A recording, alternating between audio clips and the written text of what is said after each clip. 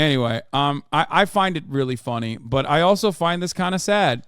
Ben Shapiro is upset at me after all of my many years of yelling at Ben Shapiro and Ben Shapiro only covering me whenever like the Hogwarts controversy happened or because I bought a house or whatever. I have finally gotten Ben Shapiro to notice me and respond to me, but in the saddest way possible, implying or at least proving to me that I've said way worse shit to him throughout this time frame. This is the first time he's replied. It must have struck a chord because I didn't even add him. I said, I saw Barbie last night. I don't get what Ben Shapiro could be mad about other than the fact that he failed as a screenwriter and now everything offends him. To which he replied, I used small words for you, just for you though. I feel like I have broken him. This was done at 5 a.m. or 8 a.m. his time. Almost 24 hours later. So I'm going to say, do you not care if Ben hates or likes you? Wait, what? It's weird he's letting you live rent-free in his head in this housing market. That means he totally was watching streamer VOD? No, probably not. I need more people to know that his origin story being rejected from The Good Wife and his agent said it's because of your politics. Yeah, we can watch the video if you want. I was thinking we watch that video after, because this is a good time to watch that. Because that is like very real, and I think that does make him very upset, it seems. Do we have a screenshot? Does anyone have an easy screenshot for me to post right here of all of the fucking Daily Wire flops, Daily Wire gross movie sales? Because it's like really bad. I think it's like $700,000 total or something. Oh, here it is. I know why that's $800, by the way. It's still funny to make fun of him for it, but that's because they didn't actually release it. They just did it one night. Tell the truth that you've called him small, feminine, a fascist that can't make his wife come, and this is the thing he responds to. Yeah, because this is the one thing that he's like legitimately upset about. Now it's time for the double ratio. There's gonna be a hate train your way, brother. I mean, it's fine. He's gonna talk shit about the source you use in your tweet. Yeah, I know why this is $800. The reason why is because they never actually released it in the theaters.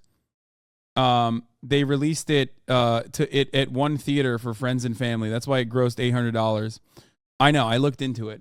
The other movies have also been failures, though. Overall, the Daily Wire has only brought in $700,000 total from 3 movies. Okay, it's, you know, you see his new show kind of looks like a conservative ripoff of another show. Facts destroying nonsense coming to YouTube on the 29th of July. Facts don't care about your feelings. He's still trying to. Oh my God, that's Johnny Harris. Oh my God, he stole Johnny Harris's flow. Bro, Johnny Harris needs to sue him.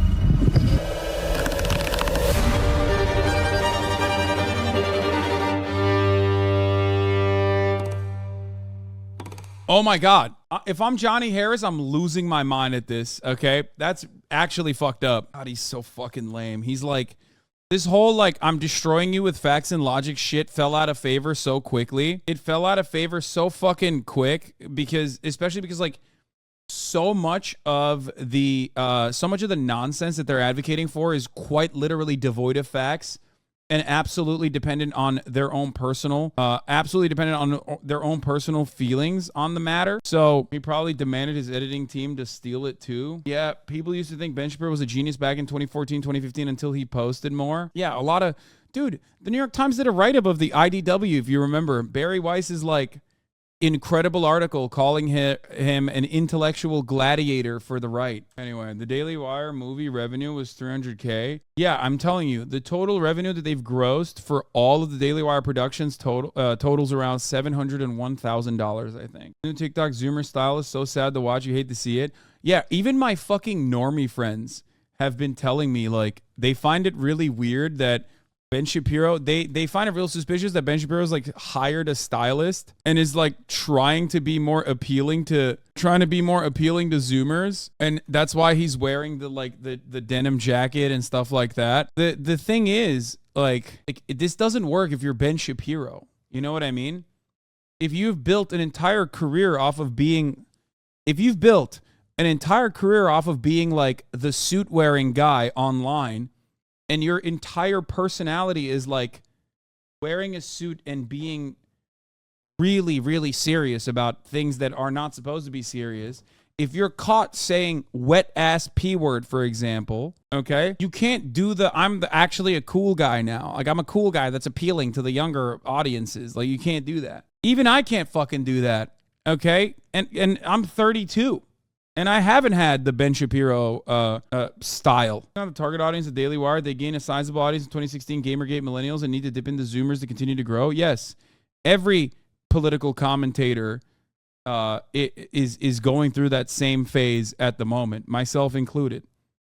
Zoomers are not exactly interested unless it's like some esoteric Nazi shit or some like crunchy granola spiritual shit. Most Zoomers are just like, I don't give a fuck about this politics shit. This sucks. We all did our part. We threw up the black fist during the Black Lives Matter protests, and that never went anywhere, so I am no longer interested in this stuff. Does anyone have that antiquated video of Ben Shapiro talking about his failed screenwriting aspirations with that old lady on public access television? I found a Majority Report clip, but I want to get the OG one because it's this clip, chatters. It's this is what we're looking for. But I want to watch the full one uninterrupted with Sam's ahs and pauses. Also, R.I.P. Michael Brooks. Oh, there it is. Ben Shapiro, primetime propaganda. This is a very unique way to understand what Ben Shapiro's inception is and why he feels the things he feels, specifically resentment towards Hollywood. Because remember, Ben Shapiro grew up in California. No matter how much he tries to LARP his way out of that, he grew up in California. His father was a musician. He's a classically trained musician himself. And he always wanted to be a part of Hollywood.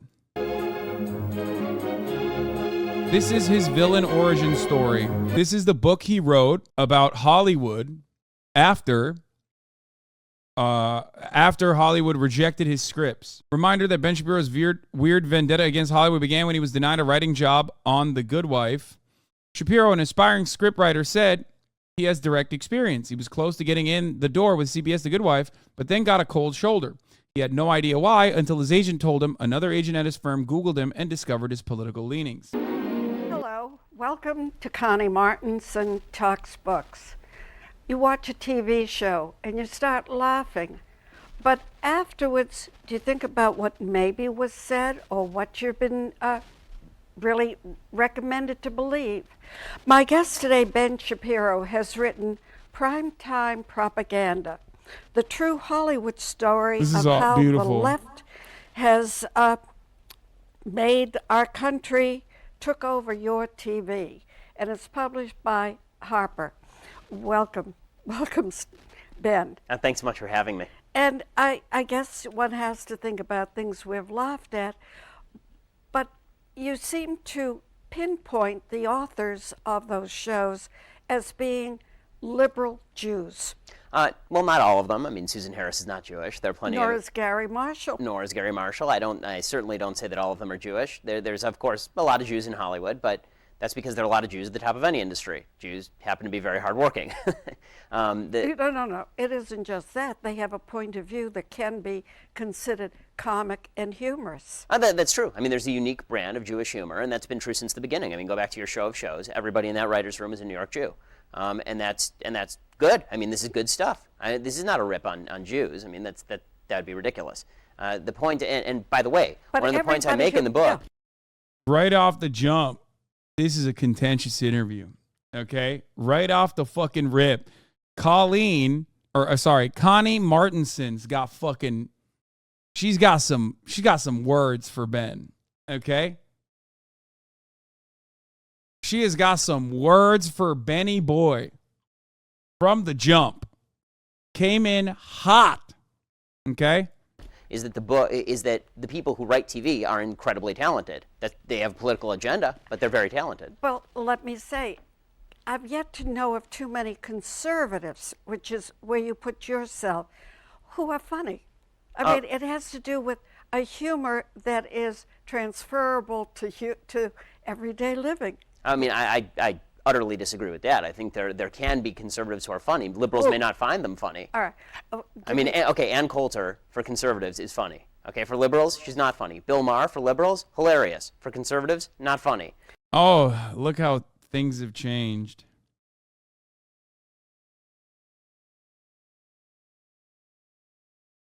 Okay, there's well, that depends because you're using politics as the form of their humor.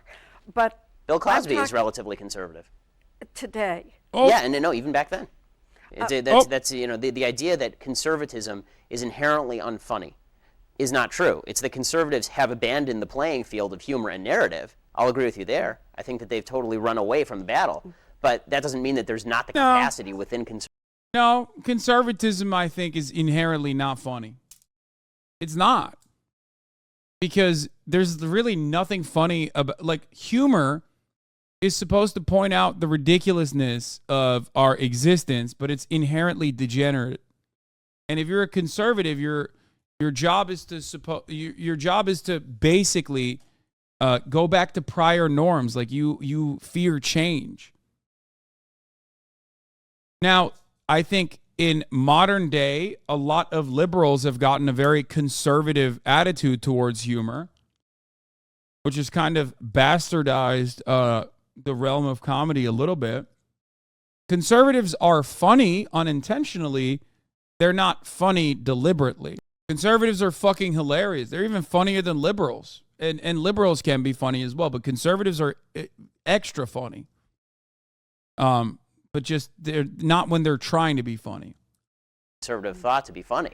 You talk about having conceived of the plot for a TV series and worked with Lenny Goldberg. Mm-hmm. Was that a comedy? Was it sitcom? Was it drama? It was more of a dramedy. It was based on Harvard Law School. It was a dramedy. I've written a couple comedies, kind of hour-long dramedies for, spec script. And have they been bought? No. Because no, and there are a couple reasons for that. One is that it's hard to sell anything in this town. Yeah, thank you. Period. Regardless of political viewpoint. And the other is that and especially a breakout series right from the get-go, right? I mean, it's hard to sell a spec script. You start as a baby writer. I mean, you know the process. Yeah. Have you worked continually with Lenny Goldberg since? Yeah, I worked with him for several months afterward, and then he got sidetracked with Unknown and with Blue Bloods on CBS and all of that. Like everything else in Hollywood, things go into development, and then they kind of get sidetracked. They go sideways for a while. So. Well, do you think the book will help sort of open the door with him again? That wasn't the point of the book, but he knew what was going on with the book. It was not a hit job on Leonard Goldberg. I treat him very well in the book. In fact, most of the people in the book I treat very well for the most part. I talk about how talented and brilliant they are. I talk about how great their shows are, which they are, and that's not a bad thing. I just point out that, look, I'm a legal realist. I'm a lawyer. I went to Harvard Law School. And in law, the idea, there's an idea that was promulgated by the left in the 1960s called legal realism. What it was is the idea that your politics are going to come out in your interpretation of law. That is the same thing that's true in art. Okay, your politics are going to come out in your creation and interpretation of art. And that's one of the points of the book. The people who I'm talking to are not bad people. A lot of them are not. Some of them are not even doing it purposefully. Some of them are doing it purposefully. But it's coming out in their work. And the one thing, above all, that Hollywood does right now that is utterly despicable is that they keep people who are not of their political ilk out of the business, period, end of story. I have them on tape admitting this. I have high-ranking members of the WGA. I have high-ranking members of the Caucus for Producers, Writers, and Directors. I have high-ranking members of the DGA. I have people talking about this openly and recognizing that it occurs. I find that a little hard to believe because... Well, look at the tape. Well, I'd like to see the tape, only because my husband, who's a conservative, was a very famous director at a certain point. And I just try and think, being Democrat or Republican or whatever, very rarely came into the conversation. Well, I mean... Although I will say we were cleared by the FBI. Well, I mean, I think that it comes into the conversation mainly in terms of... If it's made part of the conversation, it becomes a problem. There is every major conservative that I know of, and I know virtually all of them in Hollywood at this point, none of them started off as conservative when they got into the business. Or at least they weren't openly conservative, or they're still not socially conservative. Well, do me a favor. Define for me what is a liberal. Okay, a liberal is somebody who believes on social policy, believes in, we'll use the key issues, they believe in pro-choice, they're pro-gay marriage, they believe in big government with regard to growth of government on domestic policy side. They believe the government should be used to redistribute wealth and rectify the inequalities of everyday life. And they believe that on foreign policy, for the most part, we should attempt to solve things through diplomacy, not only as a first measure, but as a last measure. And if we cannot agree on a diplomatic means of solving the problem, we should hardly ever commit the military. So yeah. I think that's a relatively basic conservative summation. Is? A conservative would be almost the opposite, right, with regard to abortion and gay marriage, anti-abortion, anti-gay marriage, much more for the acting out of traditional religious values in everyday life. With regard to government. Dude, this is really funny to me, I think. I mean, he's just describing qualities that you would consider hilarious. You know what I mean? Like overall, just really funny aspects of I mean, he's really making a good argument as to why conservatives are fucking laugh out loud hilarious. Government, much smaller government that does not interfere in the economic market per se, much more laissez-faire. How do you feel about overpopulation? I don't think that overpopulation is a problem. Oh, okay. The other is... I think bad government's a problem. I don't think overpopulation is a problem. Around the world? Around the world. Okay. There are those who will disagree. The other is... I mean, I wonder what his takes are on this stuff now, because this is like 11 years old. He's not wrong about the overpopulation not being a problem thing. I do know, having talked with some of the ultra-conservative, that they are very concerned, as you said, about anti-abortion, but they don't care about schooling. Where the government would come in, there is definitely no action. I mean, they seem to be kind of separate issues to me. I mean, you can be for the not killing of fetuses or babies, and also be for less government intervention in education. We're spending a ton of money on education. Our education has been consistently worse every year for the last 50. So the correlation between government spending and better levels of education is completely misplaced. Well, I was thinking in terms of the free food lunch for kids who don't have food at home. Anyhow, let's get back to television and... Wait, did he say fetus and then correct himself again? Or did he say fetus and then correct himself to say baby? Misplaced. Well, I was thinking in terms... Government education and also issues. I think bad government's a problem in everyday life. With much more for on foreign policy, for the most part, I feel about overpopulation. The other is... I think bad government's a problem. I don't think overpopulation is a problem. Around the world? Around the world. Okay. There are those who will disagree. The other is, I do know, having talked with some of the ultra-conservative, they don't care about schooling. Where the government would come in, there is definitely no action. I mean, they seem to be kind of separate issues to me. I mean, you can be for the not killing of fetuses not killing of fetuses or babies, or babies, and also be for less government intervention in education. We're spending a ton of money on education. Our education has been consistently worse every year for the last 50. So the correlation between government spending and better levels of education is completely misplaced. Well, I was thinking in terms of the free food lunch for kids who don't have food at home. Anyhow, let's get back to television and people such as All in the Family. What bad came out of that? What instincts were given to the population that made them lose their sense of values? Well, I mean, I think that when you look at All in the Family, the chief thing that came out of All in the Family that was problematic, in my view, is the portrayal of conservatives. Archie Bunker is not a conservative. But this Archie Bunker is a bigot. You know, the show did not originate That's in right. America. It was based on Until Death Do Us Part, which was a British show, and it was adopted by Norman Lear and brought over here. Yeah, that's correct. And it still had the same premise over there. Yes and no. Okay, it had a very class-based premise. In Britain, it was all about upper class versus lower class, like most class-based comedy is in Britain. It was about elites versus people at the lower level. This was not that, right? I mean, if you look at Archie Bunker is a lower middle class guy who's living in a small townhouse. He's blue collar worker, and this was Norman Lear's picture of. I have no idea what the fuck they're talking about. You lost me. What a conservative looked like. A conservative looked like a hard hat, lower class guy who is ignorant about the world around him and is big. Yeah, except at the time, that is not how, first of all, that is not how fucking back then conservatives were seen and perceived. He's talking about like a Nixon era change. The notion that like hard hat wearing guys that are blue collar are actually like Republican Party voters portrayed against like the anti-war hippies is a relatively newer phenomena. And at the time, the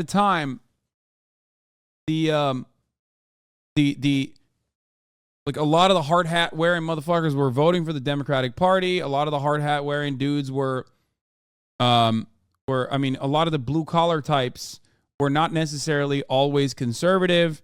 They were definitely like the way that conservatives were perceived.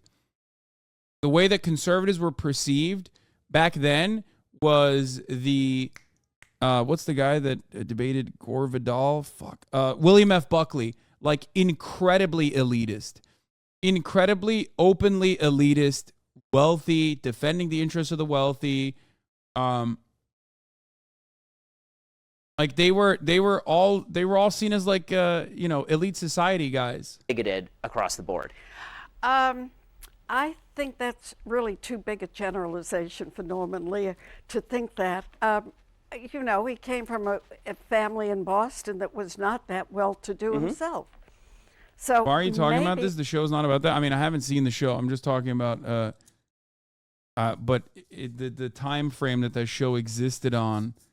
I don't know anything about Norman Lear. I don't know about Archie Bunker. So I don't know what that is.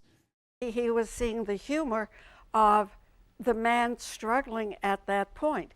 Again, you talk about MASH, Vietnam. We were in Vietnam and not very few people spoke Vietnamese. And it was a war that didn't really come out right.